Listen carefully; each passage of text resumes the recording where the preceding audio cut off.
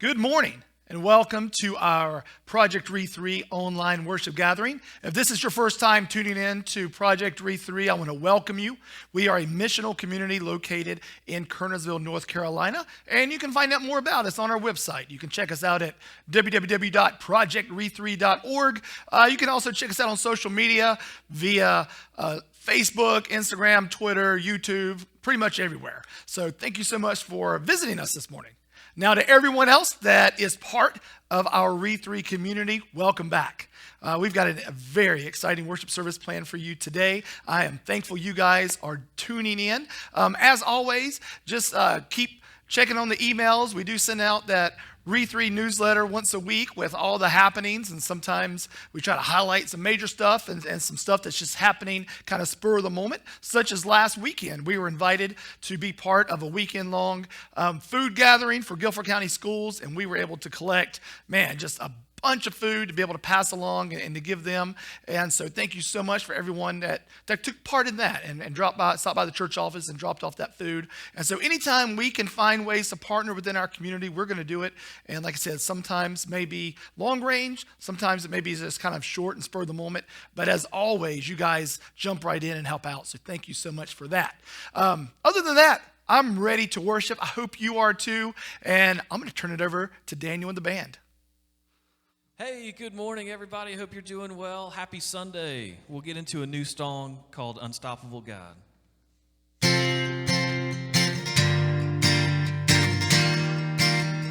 Heaven thundered, and the world was born.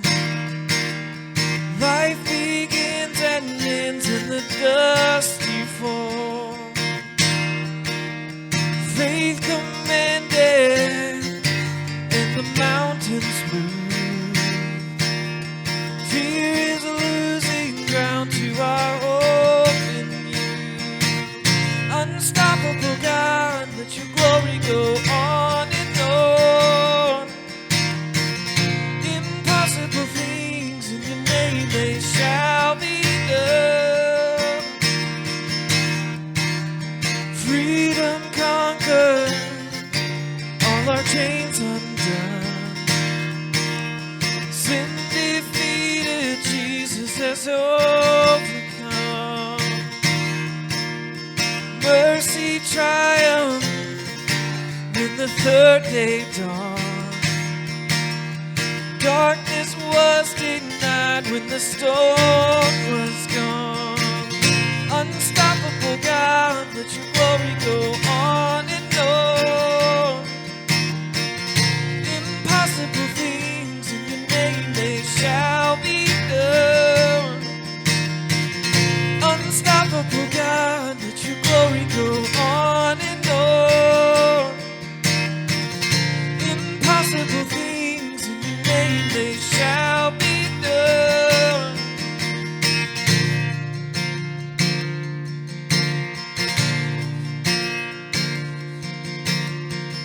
Nothing shall be impossible. Your kingdom reigns unstoppable. We'll shout your praise forevermore. Jesus, our God, unstoppable. Nothing shall be impossible. Your kingdom reigns unstoppable. We'll shout your praise forevermore. Jesus, our God, unstoppable. Nothing shall be impossible. Your kingdom reigns unstoppable. We'll shout your praise forevermore. Jesus, our God, unstoppable. Unstoppable God, let your glory go on and on. Impossible things in your name, they shall be done. Unstoppable God, let your glory go on and on. Impossible things in your name, they shall be done.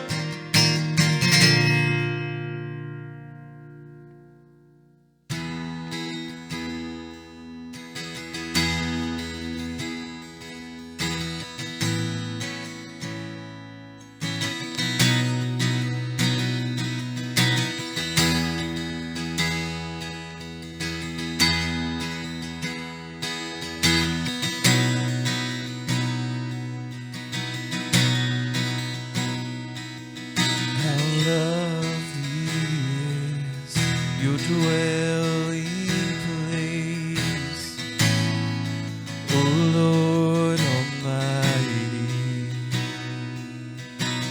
My soul longs and even faints for you.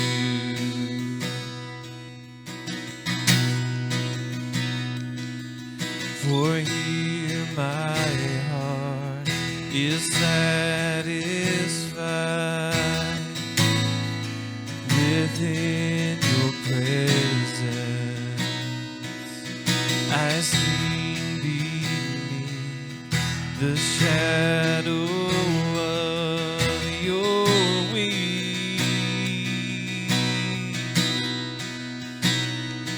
Better is one day in your courts, better is one day in your house, better is one day in your courts, thousands elsewhere. Better is one day in your courts, better is one day in your house, better is one day in your courts, thousands elsewhere, thousands elsewhere.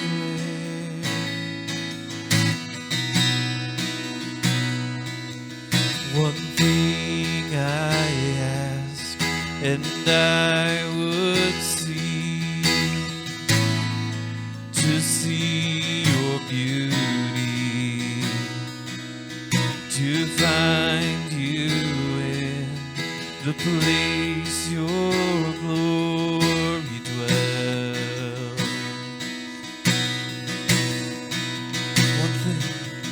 One thing I ask, and I would seek to see your beauty,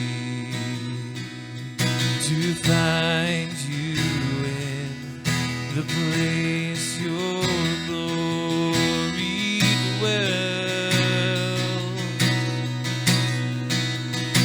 Oh, better is one day in your courts, better is one day in your house, better is one day in your courts, thousands elsewhere. Better is one day in your courts, better is one day in your house, better is one day in your courts, thousands elsewhere, thousands elsewhere.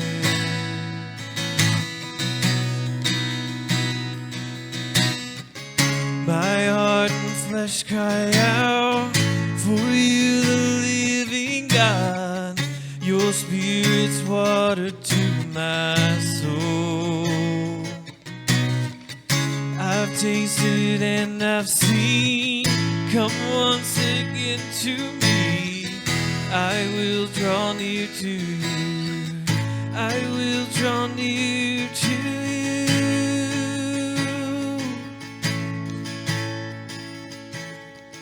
Better is one day in your courts, better is one day in your house, better is one day in your courts, thousands elsewhere. Better is one day in your courts, better is one day in your house, better is one day in your courts, thousands elsewhere. Better is one day, better is one day, better is one day, thousands elsewhere. Better is one day, better is one day, better is one day, thousands elsewhere. Better is one day in your courts, better is one day in your house, better is one day in your courts, thousands elsewhere. Better is one day in your courts, better is one day in your house, better is one day in your courts, thousands elsewhere, thousands elsewhere, thousands elsewhere.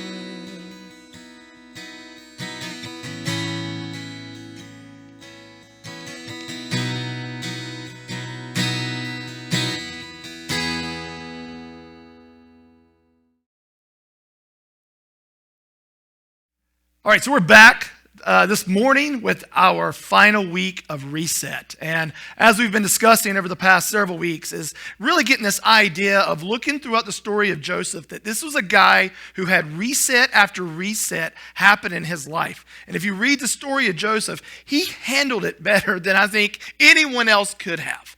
I mean, from going to a place of prominence, to a pit, to slavery, to prison, to then governor.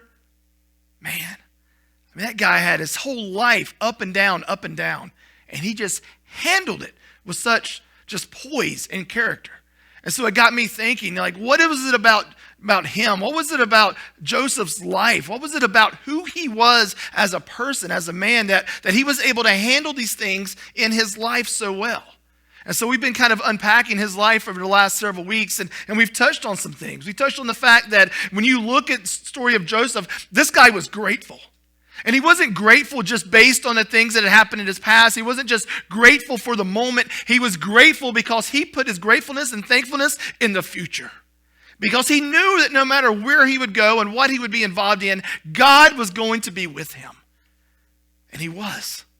And he was thankful for that. We talked about the fact that Joseph was proactive. That when things happened in his life, it was like he was already prepared for them.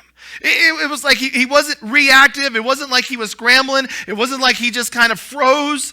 Instead, he was ready. And I think about our own lives when things happen, circumstances, tragedies, whatever it may be. And so many times it catches us off guard. But what if God desires for us to be more proactive than that? What if he desires us to have the proactiveness of Joseph so that we're ready when life happens? And then we talked about this idea of courageousness. That through it all, through the face of fear, that Joseph had the exact same choices that you and I have right now. In the midst of this virus, we have choices. For some of us, where we're choosing to fight, others are choosing to flee, others are just choosing just to freeze right where they are. But for Joseph, when he faced fear, he chose faith. He knew that his God was bigger than whatever would be scaring him to death. So this week we're going to wrap up. And we're going to wrap up with an idea and a word that when you first think about it or you look at Joseph, that it's kind of hard to connect the dots. And I'll be honest with you guys, when I was kind of putting this series together and this word was one I jotted down, I had to keep coming back to it. I'm like, surely there's a better word than that. But the word that I kept coming back to, and it really makes sense now, is transparency. If we're going to be able to handle the resets of our lives, we have got to be transparent. So here's what I mean by that. I'm going to take you way back to when I was in high school. Now, I've said, and those of you who have known me have heard these stories, I am the worst possible athlete that has ever walked on the planet. I love sports. I love playing sports. I'm just terrible at them. And so up until high school, I had been cut by every team I had ever tried out for. I never, and still to this day, I'm 45 years old, I have never made a team where they made cuts, right? I mean, that's just it. And so when I was in high school, our high school decided that they were going to have the first ever boys soccer team. And so a buddy of mine played soccer, and he was like, "Oh, Mike, you gotta come play, and it's going to be so much fun. It's going to be great, So we show up at practice that very first day, and there's a lot more guys out there than I thought were going to be out there. So then I started sweating it. Because I just assumed we had never had a soccer team before. There's no way they're going to make cuts. I mean, this is an easy way to a varsity letter. Well, I looked around, and there were several guys, and all of them, they looked like soccer players. They ran like soccer players. They dressed like soccer players, except for me. So the coach had us doing some stretches and doing some little warm-ups and things like that. And then I noticed he was going around to each one of the players, and he was asking them, "Hey, have you ever played soccer before? Have you ever played soccer before?" And to the kids that said yes, he sent them to one side of the field. To the ones that said no, and there were some that said no, I've never played soccer before, he sent them to another side of the field. Well, I'm watching all of this, and it's like separating the sheep and the goats, right? I'm like, this is it. He's just putting all of us poor suckers that have never played before in this one spot so he could walk over to them and say, guys, I appreciate you coming out, but we don't need your help. I'd heard that speech before, right? Like I knew what was coming. And so when he came to me, he said, Michael, have you ever played soccer before? And I looked that coach straight in the eyes and I said, absolutely. And he said, all right, then head on over there. So I ended up on the side of the field with all the pros. And I'm like, I dodged a bullet. I just made the soccer team, right? If I knew all I had to lie, I should have been doing this a long time ago. Well, then the coach goes over to the kids that had not played before. And I heard him, he was kind of telling them some things. And I couldn't really tell what he was telling them. And then he walks over there to us and he says, all right, guys, I want you to do this, this, this, and this. And he starts yelling out all of these different drills. Well, all the guys were like, they knew what to do because why? They had played soccer before. So all of a sudden, they're like getting in position. They're doing all this stuff. And I'm just like, what? I don't even know what I'm doing. Like, I'd never kicked a soccer ball in my life. Like, the closest I'd come was literally kickball. So then I see him go over, and this coach did something crazy. He went over to these kids that had never played before, and he started coaching them. He started showing them the basics. Well, now at this point, I can't go back and say, hey, coach, I lied. Like, I don't know what I'm doing. So I stayed with the kids that knew what they were doing, and I looked like the worst soccer player that had ever been. And he's over there taking his time and working with these new kids. And guess what? He didn't make cuts. And all season long, he would take a time during the practice and he would work with those kids that had never played before. And I got stuck with these kids that were so much better than me. And I just felt so inferior and ran around and just didn't know what I was doing. It took me a whole year to catch up. But by the end of that year, the kids that had never played before, they were so much better than I was. And why?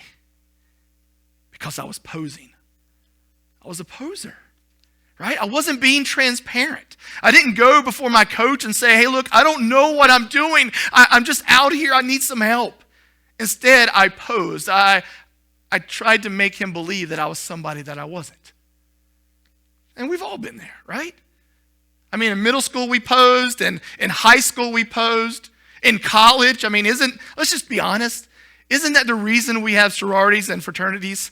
So all the posers could find each other and hang out together. That's it, right? In college we pose. And I'm telling you, there is not another profession on this planet that's full of posers more than the ministry. I'm just being honest. We all pose. Because it's a lot on us as pastors. We feel like, we walk out of Bible college or seminary and all of a sudden we have this room full of people looking at us, expecting us to have all the answers. So all I did was I went from a soccer field as a poser to the ministry as a poser. And it took me 17 years to finally get to this point in ministry where I just said, God, I don't know what I'm doing. I am totally lost here. And I could just see God roll up his sleeves and say, all right, now I can start working with you, right?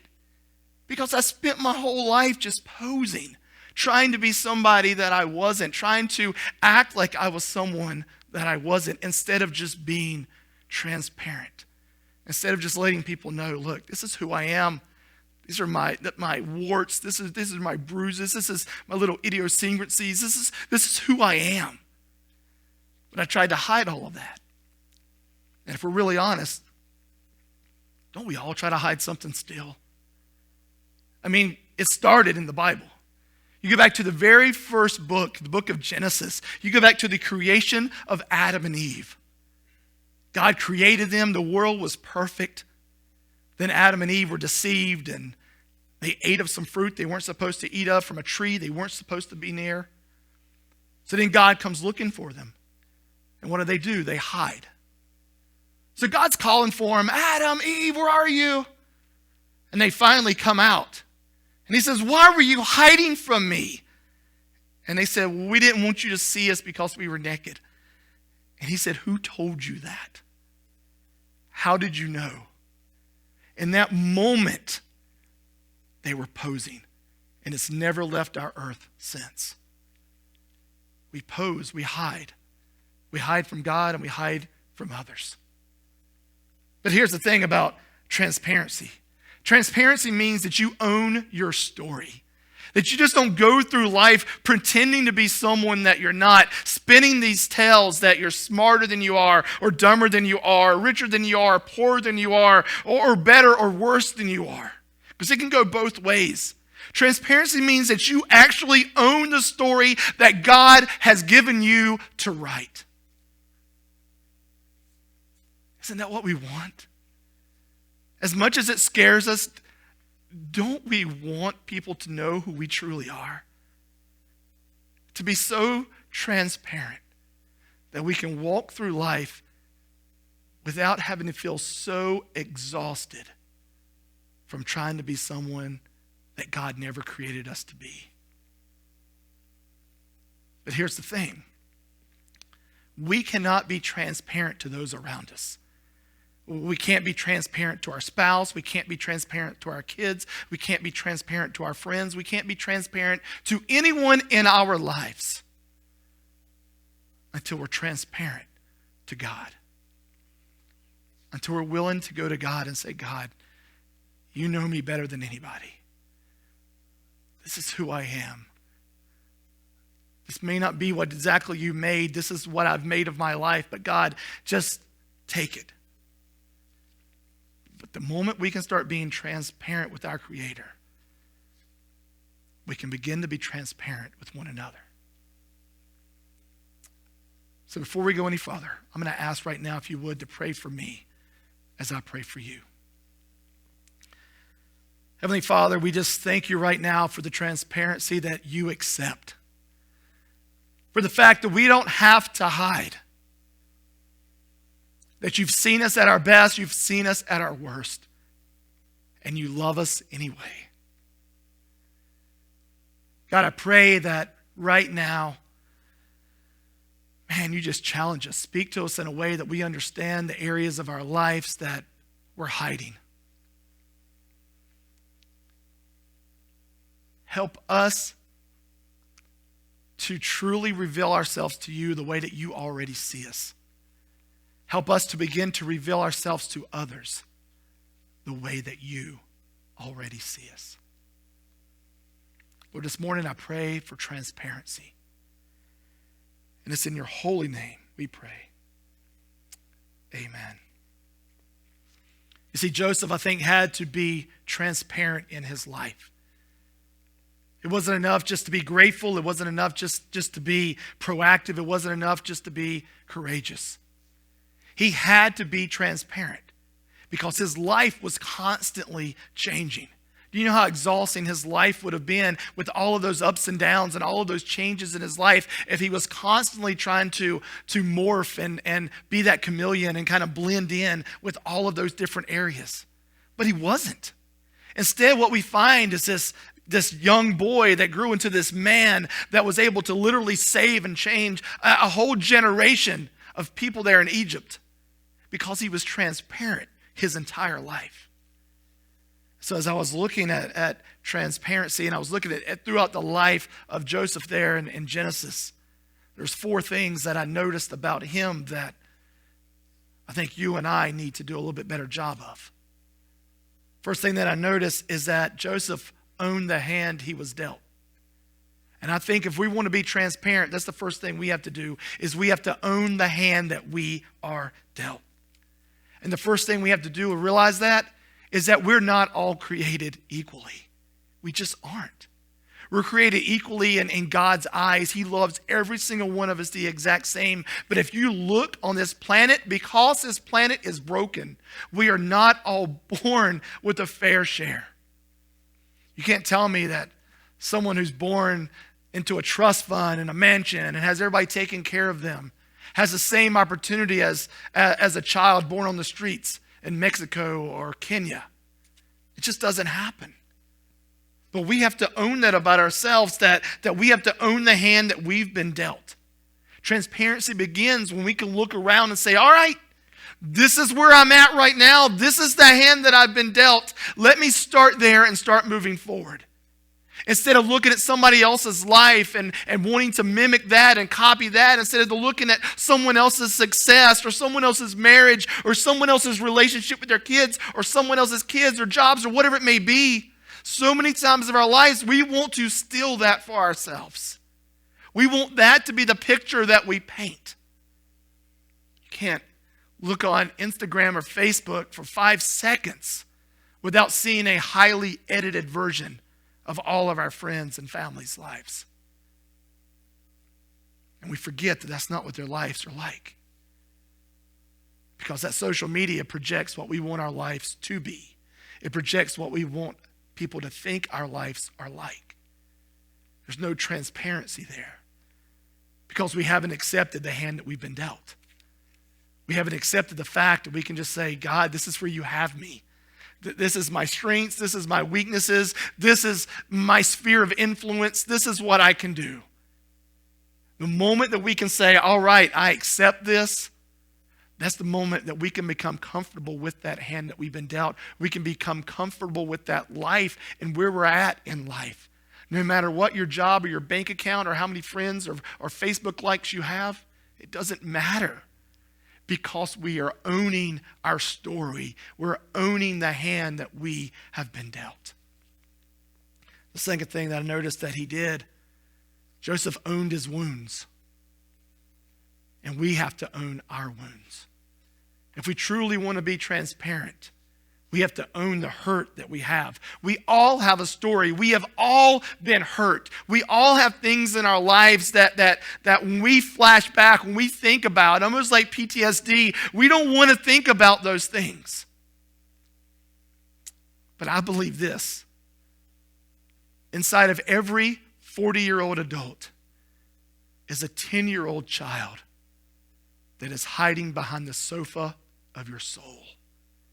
Because they're hurt and they're scared and they're wounded. And we don't let that child out and we don't deal with those wounds. And when we don't deal with those wounds, we cover them up and we hide from them. And we act certain ways as we mature. We act certain ways as we grow up as adults. The way we treat other family members, the way that we treat our own kids or our spouse or the people that we work with or the people around us in our lives. They're all triggers. Those things, the way we treat them, are wounds that we have that we've not taken care of. If we want to truly be transparent, we have to understand that we have been wounded. And that wounds can heal. Wounds can be forgiven. Wounds can even, you can even move past them. But those scars will always remain. And it's those scars that God allows us to be transparent. And to not just help heal yourself, but help to heal others. Our central chapter and here at Project Re3, you guys who are part of our community, you know this, we're based on Isaiah 58. In Isaiah 58:11, it says, you will use the rubble of past lives to build something new. Your wounds are your past lives. Your wounds are the things that is the rubble. But guess what? The good news is it can be rebuilt and you can use those wounds to help rebuild others. But you cannot do it if you're not transparent with those wounds. So Joseph, the way that he was able to be transparent is the first thing he did was he owned the hand that he was dealt. He looked at his situations, whether he was in the pit or in slavery or in prison, and said, this is where I'm at right now. I'm just going to roll with it and trust God. He didn't try to be anything anymore, any less. It's who he was. He also owned his wounds. You don't think a teenage kid getting thrown in a pit, almost dying, and then being sold into slavery, you don't think he's not going to have some wounds from that?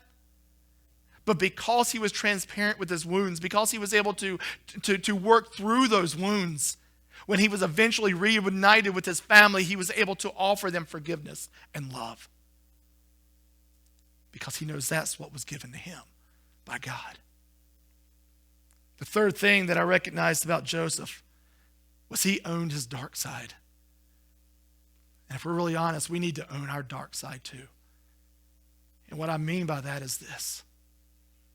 You don't go through a life like Joseph being sold into slavery and living a life of slavery, or being thrown into prison and living a life through prison without having, some kind of anger inside of you, right? And he was a man. I'm a man. I understand, like, guys, we react a certain way with our anger. We can't control it sometimes. And there had to have been something in his life because he wasn't perfect. So there is that dark side in his life that he had to work through. Those struggles that he had. And maybe for some of you, it's a habitual sin. Maybe it's that thing, that addiction that you can't get through, and you're scared to death of anybody else finding out. And maybe that's the block of you being transparent because you don't want anybody else to know. When all that really matters is that God knows. And yet you still think you can hide it from him. Maybe some of that darkness is dealing with the wounds that we just talked about a moment ago. Maybe that's leading to anxiety or depression or some of the darkness that you may feel that's still in your life. And maybe you feel like, you know what? I should be over that by now. I shouldn't still be carrying around this heaviness in my heart.